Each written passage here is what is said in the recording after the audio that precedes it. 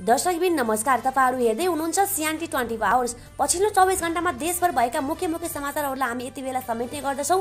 आउनुहोस् सुरु गरौँ आजका मुख्य समाचारहरूबाट। काठमाडौँ। पछिल्लो समय नेपालमा कोरोना संक्रमितहरूको संख्या फेरि बढ्न थालेका छन्। पछिल्लो 24 घण्टामा मुलुकभर एकै दिन थप 487 जनामा कोरोना संक्रमण पुष्टि भएको छ। स्वास्थ्य तथा जनसंख्या मन्त्रालयको अनुसार पछिल्लो 24 घण्टामा 4177 जनाको आरटी-पीसीआर र एन्टिजेन विधिबाट परीक्षण गर्दा 487 जनामा कोरोना संक्रमण पुष्टि भएको हो। मन्त्रालयको अनुसार 1806 जनाको पीसीआर विधिबाट परीक्षण गर्दा 242 जना र 2371 जनाको एन्टिजेन विधिबाट परीक्षण गर्दा 245 जनामा कोरोना पुष्टि भएको हो। यो सँगै नेपालमा कोरोना संक्रमितको कुल संख्या 11,46,061 पुगेको छ। बुधबार नेप्सी परिसूचक सामान्य अङ्कले वृद्धि भएको छ। बुधबार नेप्सी सूचक 2.86 बिन्दुले बढेर 2057.84 बिन्दुमा पुगेको छ। त्यस्तै सेन्सिटिभ इन्डेक्स 0.6 अङ्कले बढेको छ भने फ्लो इन्डेक्स 0.14 अङ्क र सेन्सिटिभ फ्लो इन्डेक्स 0.05 अङ्कले बढेको छ। बुधबार कारोबारमा आएका 223 कम्पनीको 36,79,705 किता सेयर 1,52,61,86,217 रुपैयाँ बराबरको खरिद बिक्री भएको छ।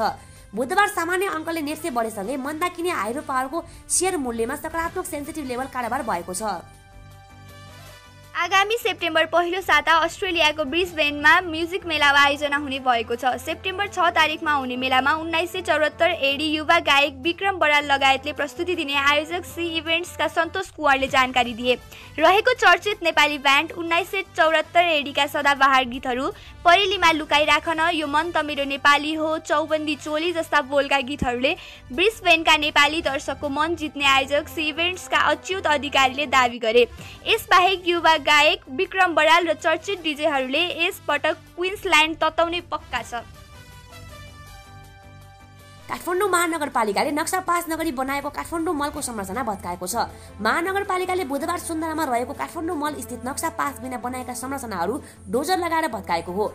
संरचना भत्काउनका लागि पुगेको एक नहर प्रहरीले अवैध संरचना हटाउनका लागि महानगरपालिकाले 35 दिने सूचना गोरखापत्रमा प्रकाशित गरिसकेको र सम्बन्धित ठाउँमा पनि टाँच गरेको भए पनि अटेर गरेका कारण महानगरपालिकाले भत्काउनु परेको बताएको छ। उपत्यकामा 25,000 सीसीटीभी आवश्यक परेको प्रहरीले बताएको छ। उपत्यका स्तरीय अपराध अनुसन्धान समीक्षा गोष्ठीमा प्रहरी महानिरीक्षक आइजिपी धीरज प्रताप सिंहले उपत्यकाको सुरक्षाका लागि 25,000 सीसीटीभी आवश्यकता पर्ने भएकाले उपलब्ध गराउन काठमाडौँ महानगरपालिका र सरकारसँग आग्रह गरेका हुन्। देशको मुटु काठमाडौँ उपत्यका हो, यसका लागि 25,000 सीसीटीभीको आवश्यकता छ।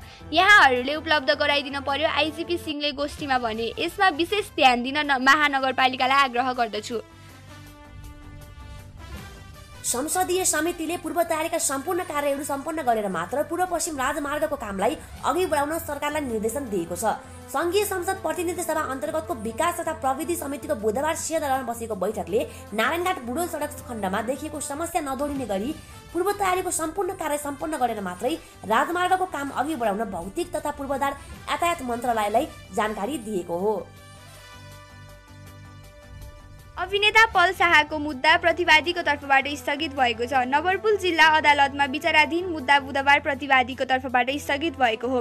बुधबार शाहको मुद्दा नवलपुर जिल्ला अदालतको 1 नम्बर न्यायाधीश उमेश प्रसाद लुइटेलको इजलासमा परेको थियो। बुधबार फैसलाको अपेक्षा गरिएको भए पनि प्रतिवादी पूर्ण विक्रम शाह पल शाहको तर्फबाट स्थगित गराएको नवलपुर जिल्ला अदालतले जनाएको छ।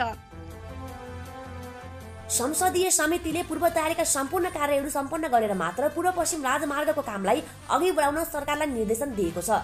संघीय संसद प्रतिनिधि सभा अन्तर्गतको विकास तथा प्रविधि समितिको बुधबार सिंहदरबारमा बसेको बैठकले नारायणघाट बुढोल सडक खण्डमा देखिएको समस्या नदोडिने गरी पूर्व तयारीको सम्पूर्ण कार्य सम्पन्न गरेर मात्रै राजमार्गको काम अघि बढाउन भौतिक तथा पूर्वाधार यातायात मन्त्रालयलाई जानकारी दिएको हो। अमेरिकाले युक्रेनलाई लगभग $3 अरब दिने घोषणा राष्ट्रपति जो बाइडेनले गरेका छन्। हतियार र सैन्य उपकरण खरिदका लागि यो रकम दिएको हो। यो अहिलेसम्म दिएको सुरक्षा सहायता मध्ये सबैभन्दा ठूलो खेप हो भन्ने बाइडेनको भनाइ छ। यस सैन्य सहायता मार्फत युक्रेनले हवाई प्रतिरक्षा प्रणाली, आर्टिलरी प्रणाली र गोलीगट्टा, ड्रोन र रेडारहरू किन्न सक्ने बाइडेनले बयान जारी गरेर जानकारी दिए। दीर्घकालीन रूपमा आफ्नो प्रतिरक्षाका लागि युक्रेनलाई यो सहायता आवश्यक रहेको उनको भनाइ छ। प्रमुख प्रतिपक्ष दल नेकपा एमाले आउँदो मङ्सिर 4 गते हुने संघीय र प्रदेश सभा चुनाव स्वतन्त्र, निष्पक्ष र धाँधली रहित ढङ्गले सम्पन्न गर्न सरकारलाई आग्रह गरेको छ। एनबीएसपी आज बुधबार प्रधानमन्त्री शेर बहादुर देउवासँग भेट गर्दै एमाले अध्यक्ष केपी शर्मा ओलीले आउँदो चुनावमा सत्ताको दुरुपयोग हुन सक्ने भन्दै आशंका व्यक्त गर्नुभएको हो। भेटको क्रममा अध्यक्ष ओलीले चुनाव स्वतन्त्र, निष्पक्ष, धाँधली रहित र भयरहित ढङ्गले सम्पन्न गर्न प्रधानमन्त्रीलाई आग्रह गर्नुभएको भेटमा सहभागी एमाले उपाध्यक्ष विष्णुप्रसाद पौडेलले जानकारी दिनुभयो। संसदीय समितिले पूर्व तयारीका सम्पूर्ण कार्यहरू सम्पन्न गरेर मात्र पूर्व पश्चिम राजमार्गको कामलाई अघि बढाउन सरकारलाई निर्देशन दिएको छ। संघीय संसद प्रतिनिधि सभा अन्तर्गतको विकास तथा प्रविधि समितिको बुधबार सिंहदरबारमा बसेको बैठकले नारायणघाट बुढोल सडक खण्डमा देखिएको समस्या नदोडिने गरी पूर्व तयारीको सम्पूर्ण कार्य सम्पन्न गरेर मात्रै राजमार्गको काम अघि बढाउन भौतिक तथा पूर्वाधार यातायात मन्त्रालयलाई जानकारी दिएको हो। हुवावे बङ्गलादेश र नेपाल प्रतिनिधि कार्यालयका सहायक बोर्ड निर्देशक जेसन लीले सीड्स फर द फ्युचर जस्ता कार्यक्रमहरू मार्फत नेपालका प्रतिभाशाली विद्यार्थीहरूलाई अन्तर्राष्ट्रिय एक्सपोजर र सिकाइको लागि प्लेटफर्म दिन चाहेको बताएका छन्। सीड्स फर द फ्युचर 2022 को उद्घाटन समारोहमा बोल्दै लीले यस वर्ष छनौट भएका 7 जना विद्यार्थीले भविष्य निर्माणमा प्रविधिले खेलिरहेको भूमिका फास्ट ह्यान्ड हेर्न सक्ने जानकारी दिएका हुन्। एसियाका सबैभन्दा धनी व्यापारी गौतम अडानीले न्युज च्यानल एनटिभीको 29.18% सेयर किन्ने भएका छन्। अडानी ग्रुपले मङ्गलबार बेलुका यसको घोषणा गरेको छ। एनटिभीका संस्थापक प्रणय र रोधिका रोयले सन् 2009 मा लगभग 400 करोड भारु ऋण लिएका थिए। त्यही ऋणका कारण अडानी ग्रुपले यस मिडियामा हाउसको लगभग 30% सेयर पाएको हो। अडानी ग्रुपले थप 36% हिस्साका लागि 294 भारु प्रति सेयरको हिसाबले 493 करोड भारूको प्रस्ताव पनि गरेको छ। त्यसो भएमा कम्पनीमा उसको हिस्सा 55% हुनेछ। राष्ट्रिय परीक्षा बोर्डले कक्षा 12 को नतिजा भदौ 15 गतेदेखि प्रकाशित गर्ने भएको छ। ज्येष्ठ 16 गते भएको परीक्षामा 4 लाख भन्दा बढी विद्यार्थीहरू सहभागी भएका थिए। सबै कपीहरू चेक भइसकेर कम्प्युटरमा राख्दै गरेको राष्ट्रिय परीक्षा बोर्डले जानकारी दिएको छ। कुमारी बैंकले 10 वर्ष अवधिको ऋण पत्र जारी गर्ने भएको छ। 11% ब्याज दर भएको 11% केभीएल डिबेन्चर 2089 ऋण पत्र 1000 अंकित दरको 30 लाख किता निष्कासन हुनेछ। त्यसका लागि नेपाल धितो पत्र बोर्डबाट भदौ 1 गते स्वीकृति प्राप्त भइसकेको छ। 3 अर्ब बराबरको ऋण पत्र मध्ये 18 लाख किता ऋण पत्र व्यक्तिगत तवरबाट बिक्री गरिने तथा 12 लाख किता ऋण पत्र सर्वसाधारण नेपालीका लागि सार्वजनिक निष्कासनबाट बिक्री गरिने बैंकले जनाएको छ। सर्वोच्च अदालतको फैसलाले लोकसेवा आयोगमा बाटो खुलेको छ। लोकसेवा परीक्षा रोक्ने सम्बन्धी बनेका सबै सम्पूर्ण रिट निवेदनहरू खारिज भएका छन्। सर्वोच्च अदालतका प्रवक्ता विमल पौडेल भन्छन्, फैसलासँगै लोकसेवा आयोगलाई रोकिएका सम्पूर्ण परीक्षा लिने बाटो खुलेको छ।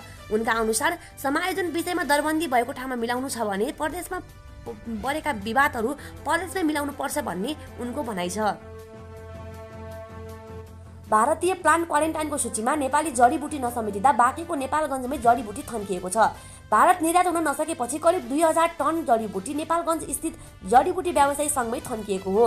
बाँकीमा जडीबुटी सम्बन्धी 12 उद्योग छन्। कारोबार नहुँदा उक्त जडीबुटी कुहिने अवस्थामा पुगेको व्यवसायी रविन्द्रनाथ सोक्ताले बताएका छन्।